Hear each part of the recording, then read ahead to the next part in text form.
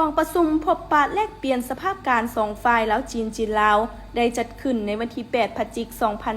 2024 นี้อยู่ที่กองบัญชาการทหารแขวงบ่อแก้วฝ่ายลาวนำโดยสหายพลจัตบาบุญมีพามิไซหัวหน้าการเมืองกองบัญชาการทหารแขวงบ่อแก้วฝ่ายจีนนำโดยสหายพันโทยุนเซียงจงหัวหน้าศูนย์ประสานงานลาวจีนประจำบ้านมอมเมืองต้นเพิงแขวงบ่อแก้วมีคณะผู้แทน2ฝ่าย2กองบัญชาการทหารตำรวจตลอดฮอดพนักงานหนักหบ2ฝ่ายลาวจีนลาวเข้าร่วมสหายพลจัตวาบุญมีพามีไซได้ตั้งหน้าให้คณะผู้แทน2กำลังป้องกันชาติป้องกันความสงบแขวงบ่อแก้วขึ้นผ่านบทรายงานสภาพการโดยย่อและยกให้เห็นการร่วมมือของ2ฝ่ายในระยะที่ผ่านมา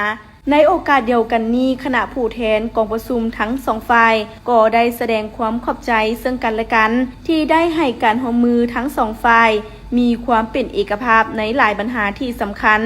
อันเป็นการประกอบส่วนสำคัญเข้าในการแก้ไขปัญหาตามชายแดนแล้วจีนลาวให้มีความสงบดีขึ้นเป็นก้าว